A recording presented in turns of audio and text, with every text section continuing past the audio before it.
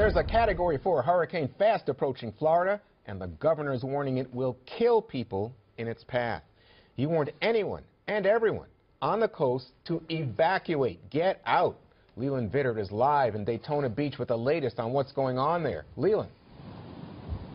Juan, as a great reporter, you know that there's the macro view from the governor, the micro view from the local police chief here in Daytona Beach. And he told us it is not a matter of if, but when Hurricane Matthew kills people here in Volusia County, that is going to take a direct hit. You look out to the Atlantic right now, it has been kicking up pretty good for the past couple of hours or so. The wind has been picking up as well, and that's the real fear here. Not only the wind, it could hit 140 miles an hour. Many of the hotels along this strip are not rated for that in terms of either the structure or the windows, but the real fear here is the storm surge that is going to come up not only up this beach, but there's not much of a dune, as our Greg Gursky pointed out, to be able to stop this storm surge. Comes right up here, will be well over that green railing, and then slam in to this wall of businesses. And remember, businesses like this are all up and down the Atlantic seaboard. It's not just those that are boarded up 3, 4, 5 blocks in here in Volusia County that are boarded up in Brevard County. What makes Matthew so dangerous and so unusual as a hurricane is it is not coming across the state of Florida, but coming up the coastline. If you will, this would be the coast of Florida. And typically when we talk about the bullseye, we talk about one city that the hurricane track will come across and through, and then it weakens once it gets over land.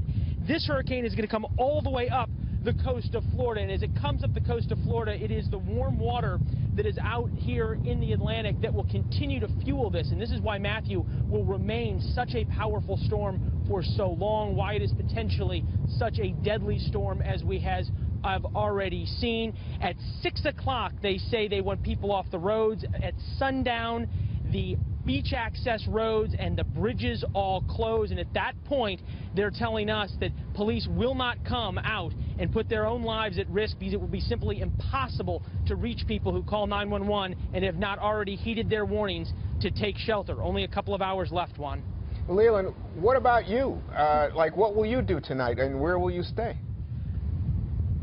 Where will we stay is a very good question. We're going to move inland off the barrier islands here because once the winds hit 50 miles an hour, we can't get off the islands and it could be potentially dangerous. Also, there's no really ability to move around and tell the story. So once we get inland, we're going to hook up with the Daytona Beach Police Chief Chitwood, who's a great guy, an old friend of mine from when I was down here as a reporter, is going to take us around in some of their much larger SUVs and pickup trucks and try to show us the brave work that they're doing through this storm. Keep this in mind, Juan, not only are all police working overtime, they have canceled everybody's days off and they have canceled everybody's hours off. Every police officer is reporting to work for 20-hour shifts. That's how seriously they are taking the storm, and still they have told so many residents, we may not be able to come get you if you need help. It may simply be overwhelming for us, Juan. Leland, we'll be following you. Take care of yourself and take care of the crew. We appreciate your being there so much.